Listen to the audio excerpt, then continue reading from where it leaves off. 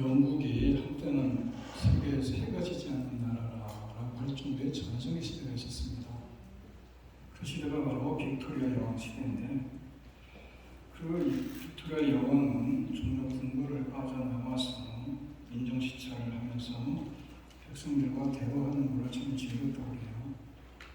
그래서 그는 신앙에 좋기로 소문난 한 여인의 집을 불쑥 방문했고, 여인은 여왕의 방문에 몸둘다가를 몰랐지만 여인이 부드러운 그 미소로 여왕이 대접을 하고 그리고 이야기를 이끌어갔는데, 이런저런 이야기를 나누다가 여왕이 대뜸 이런 질문을 합니다. 지금까지 이 집을 방문한 손님 중에 가장 귀한 분은 누구십니까? 내심 그 여인의 신앙을 테스트하려고 한 것인데, 이제 여인은 이렇게 대답합니다. 그거야 여왕이시죠. 내 생애의 가장 최고의 손님입니다. 그 빅토리아 여왕은 믿음이 좋았던 터라 당연히 예수님이라는 대답을 기다렸던 것인데 좀 실망스럽지 않습니까? 그래서 대꾸를 합니다. 아니 예수님이 아니고요. 이렇게 대꾸를 하니까 여인이 빙그레 웃으면서 이런 얘기를 합니다. 예수님은 제 집에 방문한 손님이 아니라 늘 저와 함께하는 주인입니다. 그 말을 들은 여왕이 큰 감동을 받았고 궁궐로 돌아가서 이렇게 기도했다고 해요. 주님, 저는 오늘 가난한 여인을 위로하러 간 것이 아니라 하나님의 천사를 만나러 갔습니다. 그녀는 예수님을 주인으로 모신 천사입니다. 나의 주 나의 왕 나의 하나님, 이 나라의 세세토록 주인이 되어주시고 궁궐의 주인이 되어주셔서 그리고 평생 이 왕관을 주님 발 앞에 드리며 살게 하셔서, 여러분 이 이야기를 통해서 우리가 배우시는 기본이 뭐냐? 신앙의 본질에 대한 생각을 해봅니다. 신앙의 본질이 뭐냐? 예수님을 하나님의 아들, 나의 주님으로 섬기는 것이라는 사실이 중요한 거 아닙니까?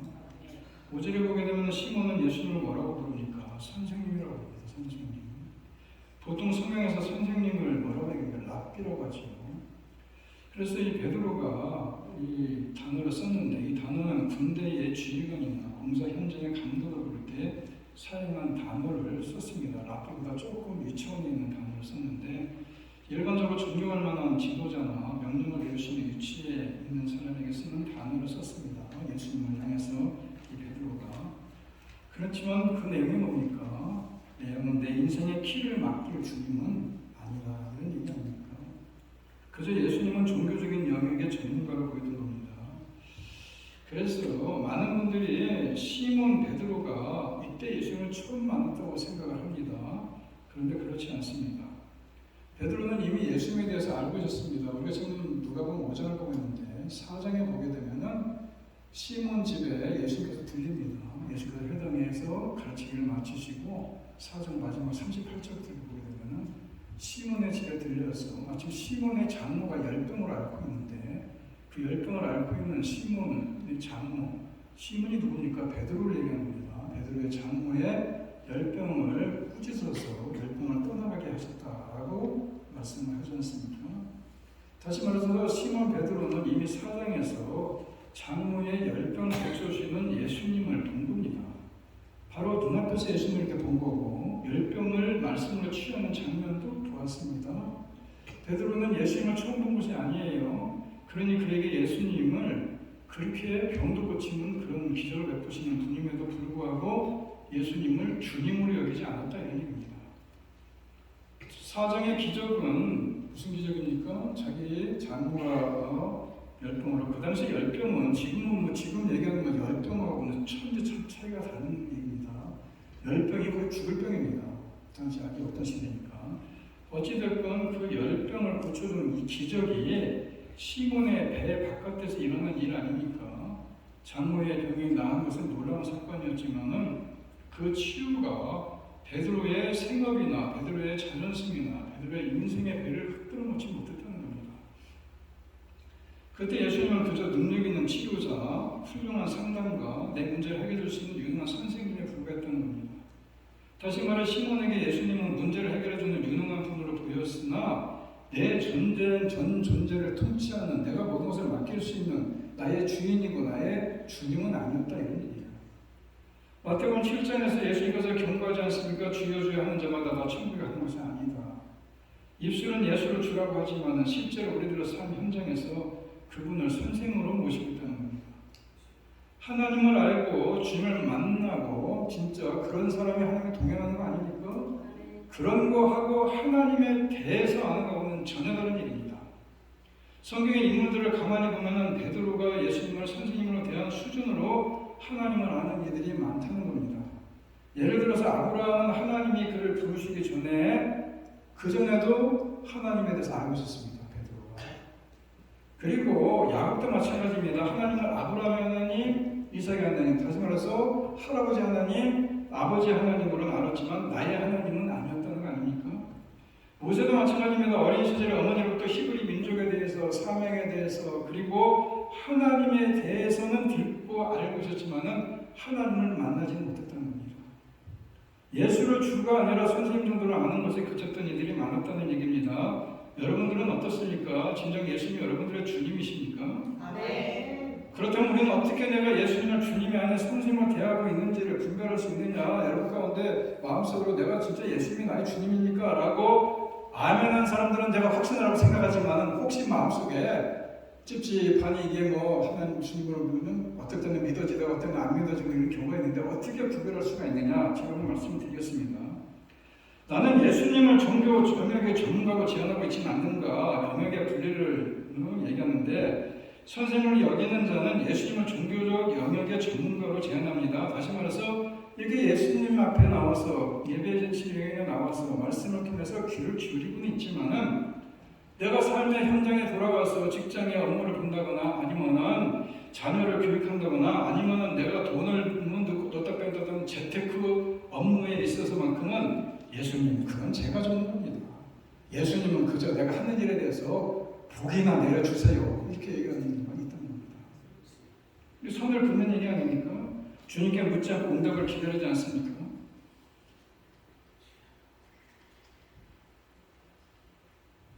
한국에서 목회할 때는 어떤 사람은 믿음이 좋아서 그런지 나를 찾아와서 목사님 내가 주식을 투자하는데 어디에 투자해야 되는지 기도 좀 해주십시오. 그런 사람하고는 차원이 다른 얘기를 하고 있어요 지금 제가. 나는 계산된 순종을 하지는 않는가. 5절 보게 되면은 베드로가 그는 순종하긴 했지만은 철저히 자신의 상식 안에서 실험적으로 순종한 겁니다. 내가 밤새 봤는데 안 됐습니다. 하지만 선생님이 말씀하시면 내가 한번 해봐 드리죠. 내 데이터와 내 경험을 여전히 주님의 권위보다 위에 두고 주님의 말씀을 내 필터로 한번 걸러서 행하고 있다면 그것은 결국 주님을 보시는 삶이 아니지 않습니까? 그리고 나는 예수님보다 물고기에만 집중하고 있지는 않습니까? 예수님이 그저 선생님인 경우는 여전히 예수님 그분으로부터 그분이 주시는 선물에만 관심이 많은 경우라는 겁니다. 예수님이 나에게 주실 기적, 예수님의 빈궁을 채워주실 그 무엇을 더 기대하는 거 아니겠느냐. 예수님이 주시는 기적을 보고 기뻐하지만 그 기적을 일으키신 분이 그분의 거룩함 앞에서는 압도당해서 내가 그분 앞에 참으로 죄인이구나 라고 하는 단계까지 가지 못한다면 그분은 여전히 내 문제를 해결해 줄 선생님에 불과하다 이런 얘기입니다. 그런데 은혜는 무엇이냐면 설령 우리는 주님을 선생님으로 대할지 몰라도 그분은, 주님은 우리를 그렇게 대하지 않는다는 겁니다. 주님은 우리가 예수님을 그저 좋은 선생님 정도로 아는 것에 그치기 원하지 않습니다. 그래서 주님이 베드로를 찾아오신 것이고 베드로의 배에 올라타신 겁니다. 실패하고 무너지지 않으면 절대로 선생님 이상으로 여기지 않을 그걸 알기 때문에 가장 처절한 시간에 침투하신 겁니다. 주님을 선택하신 그 배는 어떤 배입니까? 화려하게 출항하는 배입니까? 만선의 기쁨으로 돌아온 배입니까? 아무것도 아니라는 것입니다. 그저 실패한 배, 희망이 없어 그물을 싣고 있는 파선의 현장 아닙니까? 주님이 왜 굳이 이 배를 고집했느냐? 우리 인생이 무너지지 않으면은 우리는 예수님을 선생님 이상으로 잘 알려고 하지 않는다는 겁니다. 내 그물이 가득 차 있을 때는 주님의 말씀이 좋은 강연 정도로 듣습니다. 내 그물이 텅 비어 비린내만 진동날 때에 비로소 우리는 살아계신 주님의 음성을 갈망한다 이런 얘기입니다. 이것이 성경이 보여준 일관된 패턴 아닙니까? 아까 제가 그 인물들이 언제 어떻게 주님 진짜 주님을 만났느냐, 제가 아브라함 얘기를 하고 요셉 얘기를 하고 모세 얘기를 했는데 그들이 처음에 예수님 하나님에 대해서는 알고는 있었지만은 하나님을 만나지 못했지만은 언제 진짜 주님을 만났습니까? 아브라함을 보게 되면은 99세가 되어서 자신의 몸이 죽음 같은 걸 깨닫고 인간적인 가능성이 완전히 없어졌을 때에 비로소 언하게 하나님을 찾지 않습니다. 야곱도 마찬가지입니다. 자신의 간교함과 장머리로 승승장구할 때는 주님을 찾지 않다가 그가 형과의 대면할 자리가 오니까는 야복강가에서 천사와 씨름을 해서 황제뼈가 부러져 나가니까는 그 새벽에, 절망의 새벽에 자신의 힘으로는 한 발짝도 움직일 수 없는 그 상황 속에서 비로소 하나님을 만나지 않습니다. 모세도 마찬가지입니다. 혈기가 왕성하던 왕의 왕자 시절에 그 하나님을 만난 것이 아니라 미디안 광야에서 참으로 고생 다 하고 자존심 다 빠지고 이제 80세 노인이 되어서 그런 목자가 되었을 때에 그때 비로 스스로 있는 자 앞에 서지 않습니다. 여러분 지금 혹시 여러분의 삶의 현장이 무너지고 밤새 쏘겠지만 얻은 것이 없다면은 어쩌면 껍데기뿐인 종교생활을 끝내고 예수님 중심으로 만나기를 가장 좋은 타이밍인지도 모른다는 것입니다. 주님 밤새 수고할 때 오실 수도 있었습니다. 내가 열심히 할 때 조금만 도와주셨으면 얼마나 좋았겠습니까? 라고 생각할 수도 있습니다. 그렇지만 주님은 다 끝나고 베드로가 헛수고한 뒤에 오지 않습니까? 빈 그물일 때 그때 오신 겁니다. 어떻게 보면 의도적인 것인데 우리의 인간적인 교만과 노력으로 결코 생명의 풍요를 얻을 수 없다는 것을 뼈저리게 깨닫게 하신 다음에 오직 주님만을 붙들게 하시려고 하시는 하나님의 전략일 수 있다 이런 얘기입니다. 그렇다면 어떻게 시몬의 입술에서 선생님이 사라지고 주님이라는 고백이 터져나왔겠느냐?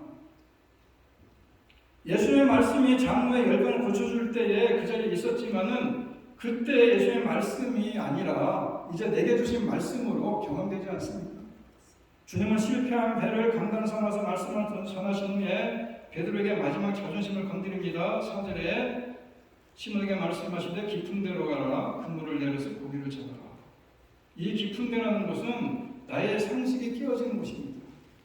여러분 갈릴리 어부에게 이것은 말도 안 되는 넌센스라고 그래요. 저는 고기를 안 잡아서 잘 모르겠는데 그 학자들에 의하면은 그 당시에 갈릴리에서 고기 잡는 어부들의 그물은 릴넨으로 만들어져서 밤에는 물고기가 못 보고 걸려들지만은 햇빛이 많은 낮에는 그물이 다 보여서 다 보고 피해 간다는 겁니다. 그래서 낮에는 얕은 곳이든 깊은 곳이든 고기를 잡을 수 없는 것이 어부들의 상식이었다는 겁니다. 그 넓고 깊은 호수 한복판에서 그물을 다 보고 피해 다니는 고기를 이 대낮에 잡으라고 하는 것은 참으로 그것은 불가능을 더한 명령이었다 이런 얘기를 하고 있습니다. 주님은 지금 베드로에게 말씀하는 거 아닙니까? 베드로야, 내 데이터와 경험과 실력이 완벽하게 무용지물이 되는 모든 것이 다 허물어져 버리는 그때에 나를 신뢰하겠느냐 이 얘기입니다. 주님은 우리의 자기 신뢰를 무너뜨리기 위해서 우리들의 상식이 통하지 않는 깊은 곳으로 우리를 몰아넣을 때가 있다는 겁니다. 더 나아가서 깊은 데는 예수 그리스도의 신비 속으로 들어가는 임재의 장소가 될 수 있습니다. 성경에는 깊음이라는 것이 종종 헤아릴 수 없는 하나님의 지혜와 신비의 신면을 상징할 때가 많다는 겁니다. 주님은 베드로를 단순히 물고기가 많은 포인트로 안 되는 것이 아니라 베드로의 얕은 종교선을 넘어서 감당할 수 없는 주님의 심성의 깊은 곳으로 그를 끌고 돌아가신 것입니다. 바로 그래서 베드로가 예수를 단지 선생님에서 주님으로 믿게 되는 결정적인 순간이 등장하는데 예수의 말씀을 듣고 반영하는 베드로의 유대인 고백이 터져나옵니다. 5절에 선생님 우리가 밤새도록 애를 썼으나 아무것도 잡지 못했습니다. 그런데 선생님의 말씀에 따라 그물을 내리겠습니다. 여기서 선생님의 말씀, 이 말씀은 이 요한복음 1장에 보게 되면 말씀이 육신되었다. 이 말씀을 로고스라고 합니다. 진리를 말씀하는 건데 오늘 내 빈배의 끝이는 이 살아있는 음성이 이 로고스가 아니라 진실을 얘기하는 것이 아니라 그냥 하나님의 말씀 우리가 보는 것이 아니라 그 하나님의 말씀이 나에게 하나님의 음성으로 들려줄 수 있는 그게 바로 레마라고 합니다. 레마. 다시 말해서 오늘 이 베드로는 하나님의 말씀, 예수님의 말씀에 의지해서 내가 깊은 곳에 그물을 내리겠습니다 라고 얘기하는 그 자체가 내가 이제 주님의 진리의 말씀으로 듣는 로고스가 아니라 이제 주님의 음성, 내가 갈급한 심정 속에 주님의 음성을 듣겠습니다 라는 뜻이 담겨있다는 겁니다. 아주 중요한 영적 질문을 우리는 던져보지 않습니까? 베드로는 방금 전까지 배에서 주님이 가르쳐준 보편적인 진리의 로고스를 들었는데 그런데 그것이 베드로를 바꾼 것이 아니고 레마, 주님의 음성이 베드로를 바꾼 거 아닙니까? 좀 더 설명을 드리면 우리가 아무리 매주 설교를 듣고 성경을 필사하고 성경 공부를 해도 단지 로고스로 그친다면 예수님은 그저 선생님이다. 근데 그 말씀이 주님이 내게 들려주신 음성으로 들어야 된다 이런 얘기예요. 그렇다면 어떻게 베드로에게 그 로고스가 깊은 데로 가라는 명령 앞에서 비로소 그의 전 존재를 움직이는 레마로 바뀌었느냐? 로고스가 언제 어떻게 레마로 우리에게 경험이 되느냐? 내 자신의 신뢰가 깨질 때다 이런 얘기입니다. 내 계획이 꽉 차 있고 내 경험이 살아있을 때 하나님의 말씀은 그저 좋은 강연이나 잔소리에 불과한 로고스에 불과하지만은 밤새 그물을 던졌지만 텅 빈 그물을 씻고 있을 때에 내 힘으로는 안 된다는 철저한 내 절망의 자리에 다 깨져버린 자리에 머리로만 알던 말씀이 내 심장을 찌는 레마로 그때야 바로 레마로 들려진다 이런 얘기입니다. 실패는 주님의 레마를 듣기에 가장 좋은 환경이다. 내가 성공가도를 다닐 때는 내 목소리가 너무 커서 주님의 음성이 들리지 않습니다. 그런데 내가 파산의 정적 속에 앉아있을 때는 주님의 생명 음성의 주파수를 맞추게 되지 않습니까? 우리가 여러분의 실패는 저주가 아니라 기록된 말씀인 로고스가 나를 살리는 생생한 레마로 바뀌는 은혜의 도가니다 이런 얘기입니다. 그래서 주님 나를 떠나소서. 결과는 상상을 초월하지 않습니까? 2배가 가득 잠깁니다. 엄청나게 고기를 잡았습니다. 거기에 야곱과 여호까지 다 불러드립니다. 모든 사람이 광경을 보고 놀랐다고 기록합니다. 당연한 얘기 아닙니까? 어부 인생에 이런 대박은 처음입니다. 그래서 8절 보게 되면은 시몬 베드로의 반응은 다른 이들과 좀 다릅니다. 잡힌 고기를 세고 있지 않습니다. 대신 비린내나는 바닥에 거꾸러져서 예수님 무릎 아래 엎드려서 말씀하지 않습니까? 주님 나에게서 떠나주십사 하는 주님입니다. 여러분 이상하지 않습니까? 보통 생각하면은 보통 생각 같으면은 주님이 깊은 곳에 던지라고 던졌더니 대박이야 대박. 고기가 엄청나게 잡혔습니다. 그러면 뭐라고 얘기합니까? 보통 사람 같으면 주님 대박이 났습니다. 대박. 주님 떠나지 마십시오. 나를 떠나지 마십시오. 나는 오늘 주님 만난 것 자체가 행운입니다. 다음에는 어디다 던질까요? 왼쪽에 던질까요? 위쪽에 던질까요? 하지 않겠어요? 대박이 터진 거예요. 그죠? 떠나지 말아 주소서 그렇게 얘기했는데 베드로가 나를 떠나달라고 하고 갑자기 자기가 죄인이라고 고백하지 않습니까? 단순히 고기를 많이 잡게 해주는 유능한 전문가를 보이는 게 아니고 그 기둥 너머에 계신 거룩하신 창조주 하나님을 바라보고 있는 거 아니겠어요? 이사야가 성전에서 하나님의 영광을 봤을 때 뭐라고 합니까? 화로가 나여 망하게 되었구나. 내가 하나님을 봤으니까 이제 죽게 생겼구나. 이런 얘기입니다. 절대적인 거룩한 자 앞에서 서면은 가장 먼저 느끼는 것이 기쁨이 아니라 죽음의 고통, 공포라고 얘기합니다.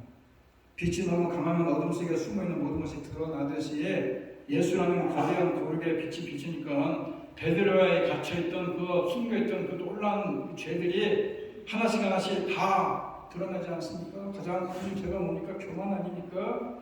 하나님께서 살려했던 교만 아닙니까? 적나라하게 폭로되고 있지 않습니까? 그래서 그는 감히 거룩함에 함께 있을 수 없어서 나를 떠나소서라고 고백을 하는 겁니다. 이 거룩한 현존 앞에 베드로가 깨닫지 않습니까? 지금까지 자기가 예수님을 선생님이라고 부르며 적당히 대접했던 것이 얼마나 무서운 죄였나. 선생님을 모실 때에는 내 인생의 주도권이 나에게 있었는데 주님은 내 필요를 채워주는 분이었는데 이제 주님으로 마주한 순간에 깨닫지 않습니까? 내 인생의 배의 주인은 주님의 것이었는데 내가 주인으로 하고 있었구나. 내 인생의 집의 주인은 주님인데 내가 집주인으로 하고 있었구나. 이런 감정 아니겠어요? 베드로가 고백한 죄는 도덕적인 잘못을 얘기하는 것이 아닙니다. 주님을 내 인생의 한 구퉁이에 그냥 멘토나 전문가 정도로 모셔두는 것, 그리고 정작 핸들은 내가 잡으려 했던 것, 아주 자기 중심적인 죄였음을 깨달은 거 아니겠습니까? 여러분, 주님은 언제 찾아오십니까? 내가 성공해서 축배를 줄 때입니까? 나를 의지하는 내 손뼉이 완전히 무너져 버렸을 때, 내가 기대했던 모든 나의 잘난 모습이 다 깨어져 버렸을 때에 내 힘으로 도저히 안 된다고 손을 바로 든 그 순간에, 그 실패 현장에 그때 주님이 찾아오는 시간이다, 이런 얘기예요. 가장 겸손하고 가장 연약한 그때가 주님이 찾아오는 시간이다. 주님은 자신을 전혀 모르는 자, 전혀 만나본 적이 없는 자를 찾아오는 것이 아닙니다. 여러분, 베드로가 일어난 일이 무엇인지 아십니까?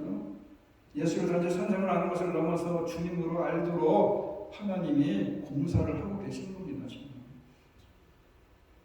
예수님 도대체 무슨 말을 하고 있습니까? 무슨 일을 하고 있습니까? 뭐 그런 생각이 드시지 않습니까?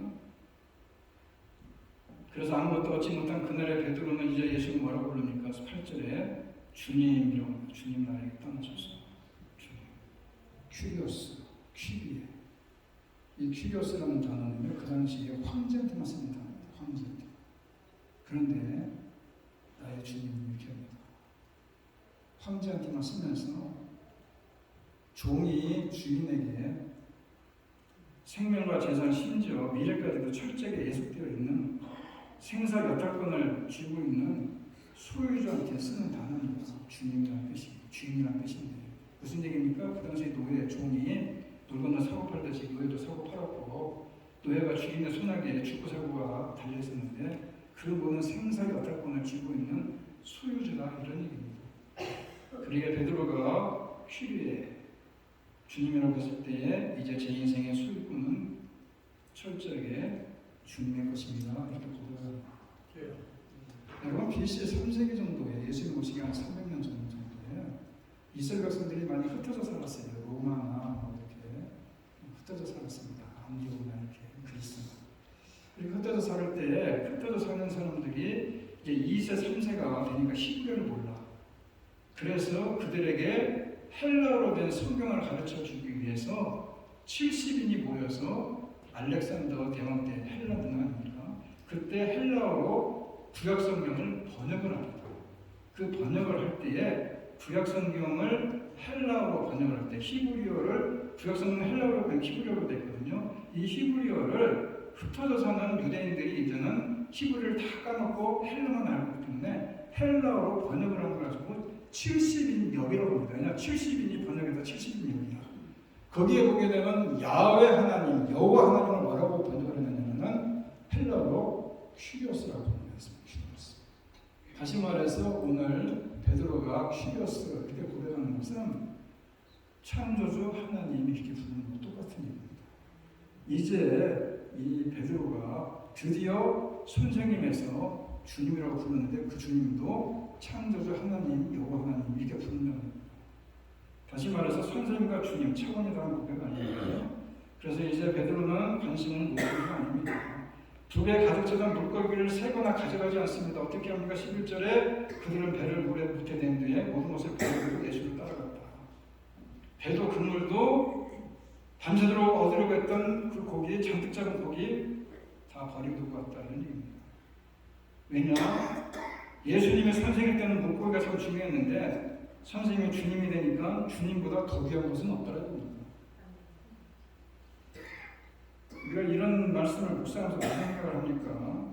참 더 귀하고 영속적이고 영구적인 대상을 발견하면 버리는 어려움이 아니지요. 여기 1달러짜리가 있고 여기 10,000불짜리 수표가 있다면 여러분들은 1달러짜리가 갔습니까? 10,000불짜리가 갔습니까? 당연히 10,000불짜리가 갔습니다. 그런데 더러 10,000불짜리를 가지 않고 1달러짜리를 갖는 사람이 있습니다. 왜냐? 10,000불짜리 가치를 모르는 사람은 1달러짜리를 가질 수 있습니다. 다시 말해서 10,000불짜리 가치를 아는 자만이 10,000불짜리 갖는데 여러분 같으면 다 10,000불짜리 갖지 않겠습니까? 그게 무슨 얘기냐? 예수님의 가치가 그만큼 높다면 그래서 여러분들이 예수님을 선택할 수 있어야 된다는 거야. 이런 얘기 아니겠습니까? 하나님께서 아브라함, 야곱, 모세를 찾아오시고 오늘 주님께서 베드로를 찾아오셨는데 그리고 오늘 누구를 찾아옵니까? 바로 오늘 우리를 찾아오지 않습니까? 왜 찾아옵니까? 하나님에 대해서 아는 자가 아니라 이제 하나님을 아는 자로 만들기 위해서 찾아오신다 이런 얘기예요. 그리고 이제는 그저 선생을 여기는 것이 아니라 이제는 나의 인생의 주인으로 여기게 하고 주인으로 따르게 하기 위해서 주님이 오늘 여러분들을 찾아오신 것이다 이런 얘기입니다. 우리는 과연 어떤 신앙생활을 하고 있습니까? 예수님을 손님으로 여기며 살아갑니까? 적당한 거리를 두고 필요할 때만 도움을 요청하는 수준입니까? 아니면 예수님을 진정 내 주인의 내 인생의 주인으로 모시고 살아갑니까? 주님 말씀하지 않습니까? 주인이 말씀하지 않습니까? 주인의 말씀을 따르면 은혜와 축복이 우리한테 쏟아지는데 주인의 말씀을 따라서 내 고집을 피우면 안 된다 이런 얘기입니다. 제가 손님하고 주인 하니까는 좀 그런 오늘 어제 새벽기도 때 그런 얘기 했어요. 다윗이 주님을 따라갈 때 손님을 여기지 않고 늘 주인으로 따랐다. 이런 고백을 하면서 그런 얘기 했습니다. 생선과 손님은 3일이 있으면 상합니다. 그런데 여러분들이 예수님을 손님으로 모신다면 어떻게 되겠습니까? 그런데 주인으로 모신 사람은 그의 그분이 나의 인생을 책임져 주는 거 아니겠습니까? 바로 여러분들이 손님이 아니라 주인을 모셔야 된다 이런 얘기입니다. 세계적인 온라인 기업인 아마존, 요즘에 아마존 유명한데 그 창업자가 제프 베조스라는 사람인데 그 사람이 회의 때마다 빈 의자를 갖다 놓는다고 그래요. 왜냐하면 늘 고객을 의식하고 그 고객에게 감사하고 고객의 목소리를 듣는 자세로 이게 아주 그냥 중직들이 모여서 중역들이 모여서 회의할 때 꼭 빈 의자를 갖다 놓는다고 그래요. 거기에 고객이 앉았다라는 생각을 가지고 고객의 의견을 들어보겠다라는 마음으로 빈 의자를 갖다 놨다고 그래요. 그래서 그렇게 고객의 자세를 잊지 않기 위해서 그런 빈 의자를 갖다 놨다고 하는데 한 기업인이 이런 정신으로 성공을 했다면 우리 그리스도인은 어떻게 살아야 됩니까? 삶의 중앙에 여러분들 주님을 위해서 빈 의자를 만들어 놔야 되지 않겠습니까?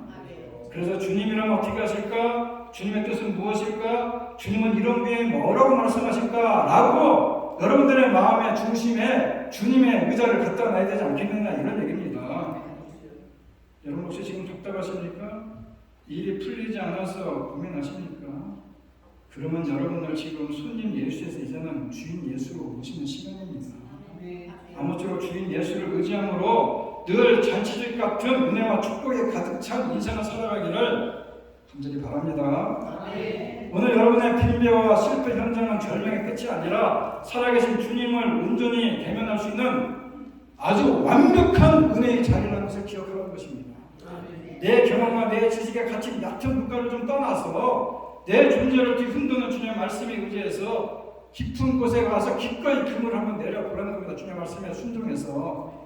그러면은 내 인생의 키를 주고 계신 주님께서 우리들의 삶을 풍성하게 만들어 주실 거라는 것입니다. 오늘 이 시간 온전히 엎드려서 내 삶의 주권을 내가 드리고 그래서 그런 걸 통해서 주님과 함께 오늘부터 가장 영광스러운 생명의 향해를 시작하시는 저 여러분 되기를 간절히 바랍니다. 다 같이 하나님께 찬양을 원합니다. 하나님께서 아브라함과 야곱과 모세를 찾아오시고 주님께서 베드로도 찾아오시는데 오늘 우리들을 왜 찾아오시느냐? 하나님에 대해서 아는 자가 아니라 하나님을 아는 자로 예수를 거저 선임을 여기는 자가 아니라 진정 인생의 주인으로 따르도록 하기 위해서 찾아오신다는 사실을 기억하고 그 놀라운 임재와 부르심의 역사에 감사하면서 오늘 입술로 나의 하나님 나의 하나님이라고 고백하는 시간이 되기를 바랍니다.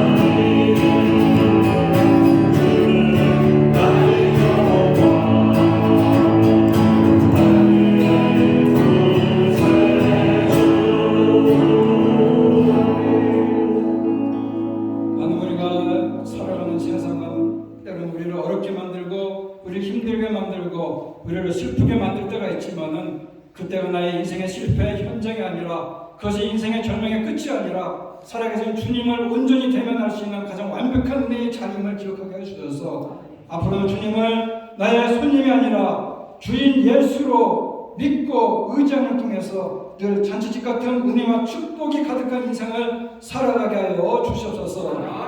이제는 우리 주 예수 그리스도의 은혜와 하나님 아버지의 극진하신 사랑과 성령님의 교통하심이 주님을 내 인생의 주인으로 모시고 살아가기로 이 시간 다시 한번 마음에 다짐하며 이전을 나가는 주님의 귀한 성남소녀들 머리머리 위에와 두꺼운 가정과 일터와 자녀들 위해 이제로부터 영원토록 함께 있을지어다. 아멘.